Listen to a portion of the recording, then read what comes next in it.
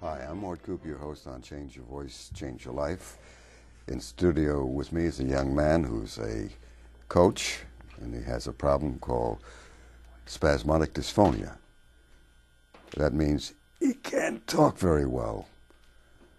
Subtitled, A Miracle Voice Doctor. People say that. Is it real? Who knows? I report cures of hopeless voices called spasmodic dysphonia for 35 years. I'm the only doctor in the world doing it. It's on the internet and so forth. I have a book called Curing Hopeless Voices. Should be in the library. Other books of mine are in the library. They are free for you to read, and it explains what I'm doing with voices that are failing, problem voices, and how to improve your speaking voice. We're going to play a 7.5-minute before and after tape of cures of hopeless voice problems, the only reports of cures in the world, in just a moment. Your name is? Don Riley. Why do you come to see me? I've tried everything else. What have you tried? Where do I begin? ENTs. I've had septum surgery. I've had Botox. I've been prescribed reflux medicine. I've been to gastroenterologist. I've had sonograms. I've had acupuncture. Just nothing worked. The Botox? The Botox, no, I had that done twice, and it reduced my voice to a whisper, just like that, and that lasted about 2 weeks, and then it was back like it is now. So it would, and I would call the doctor back and say, all right, when is this supposed to kick in? He said, oh, just, be patient, it'll kick in, and it never did. So I read about you on the internet and your website. I've read all your books, and I was convinced that this would be worth my while to make a trip from Texas out here and get the expert. I spoke with you by phone a couple of years ago, and recently. Yes. You took Nexium for your Nexium and Prilosec. And Prilosec. Prilosec. Did it do anything for your voice? No. Well, the medical people say that your problem, one of the theories is that acid reflux is causing your spastic vocal cords. Spastic is, you're talking like, if you listen to Don's voice, you'll hear it going up there. And he has what is called abductor spasmodic dysphonia, which means your voice goes up. And there's another type called adductor, too tight. His is too loose. And we're going to talk about his breathing and what's going on and why he can't talk in just a moment. You are going to see a 7.5-minute before and after. Watch, listen, and folks, I think you might be absolutely amazed to hear that you can change what the medical field, all medicine in the world says is an incurable problem. It's on their websites. They guarantee there are no cures. So we'll have Don in just a minute. Let's take a listen to what the medical world says can't be, which is, let's run the tape.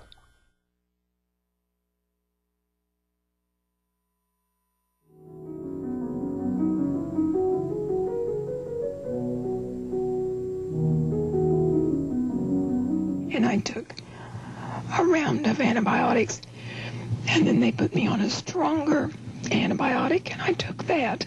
And I began to feel good, but the voice has been a mess ever since. I'm commission sales at Sears, and that's my livelihood, is my voice.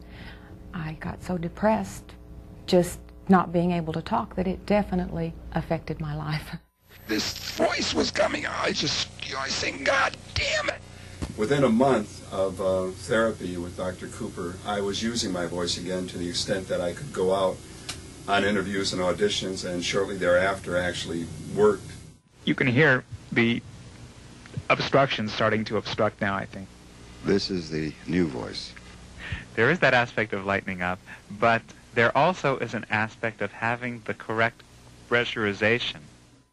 And he said, I don't want you to talk in that little girl's voice anymore. You talk in your regular voice. I said, but when I talk in my regular voice, you can't understand what I'm saying. I had a strangled voice. It was very difficult to speak.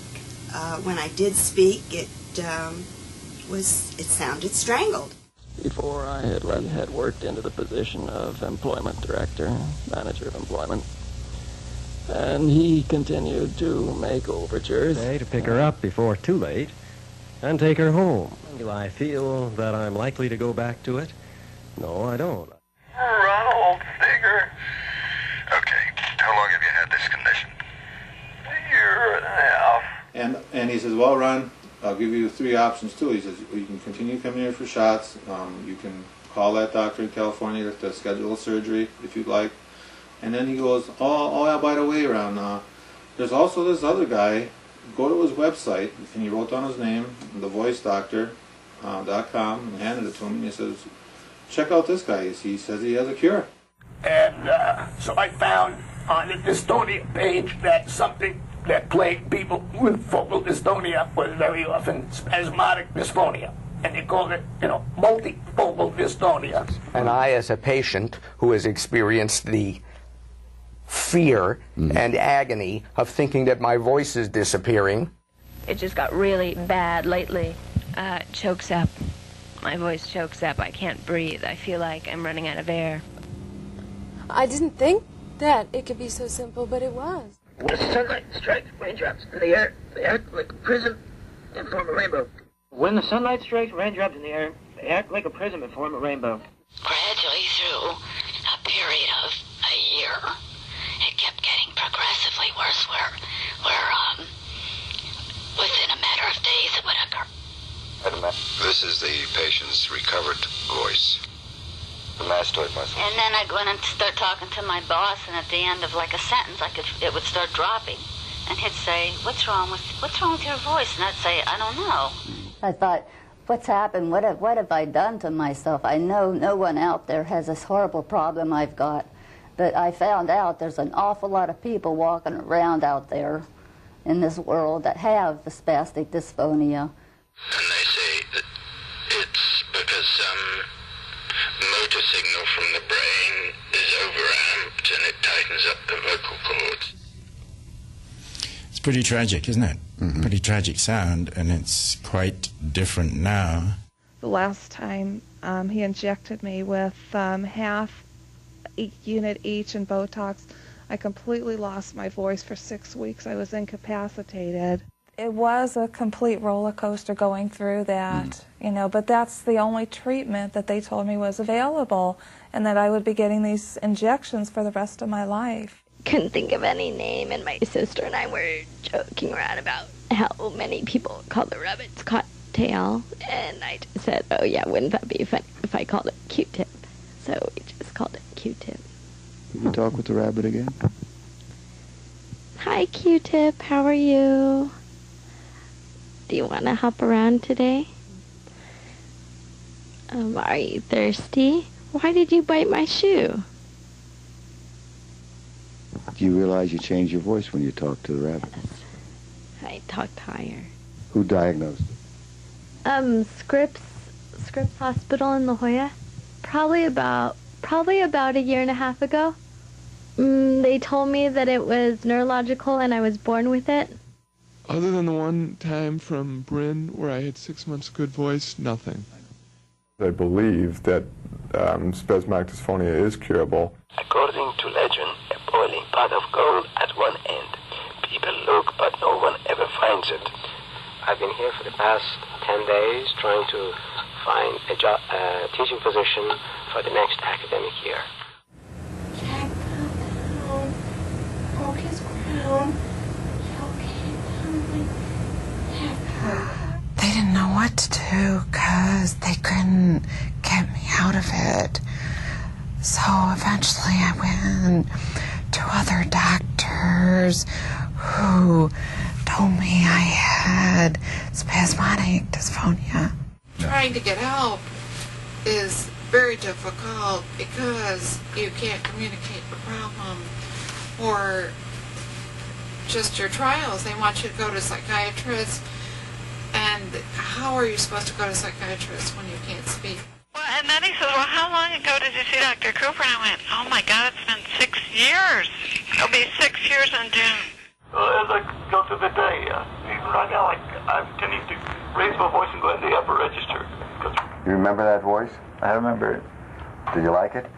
I didn't like it then, didn't like it now. That's to help. And after a while, I get my voice not 100%, but much better than it had been. And after about 2 years, it started to again go, got worse and worse. I hope that by sharing, others too will find new hope for a life that allows them that greatest gift that God has given us, the gift that makes us human, that gift we call communication.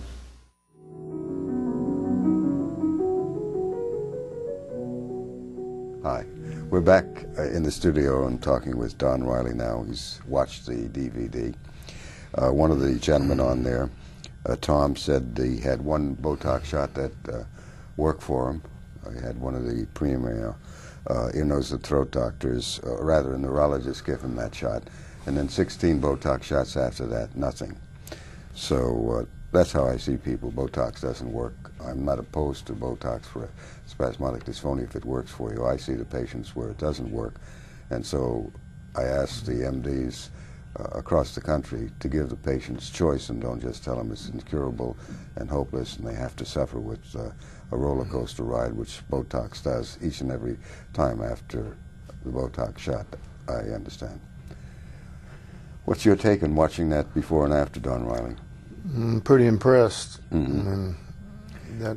What do I tell you to do for your abductor strangle voice, which means you're talking too high? It's like he's wearing tight pants. Get it down. Get it down. Mm-hmm. And my breath support also. Did you have breath support? Why don't you tell me and tell the audience about your... No, I was holding my breath. You were holding your breath. And I was holding my stomach in and talking without air, basically. Why did you do that?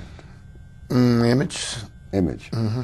You wanted to look spiffy, about, right? So you hold your stomach. Women do the same thing. Right. I'm saying that's what's going on in creating this problem, that they're actually talking without air, holding their stomach in, and nobody can do that. There is, believe it or not, nobody can do that.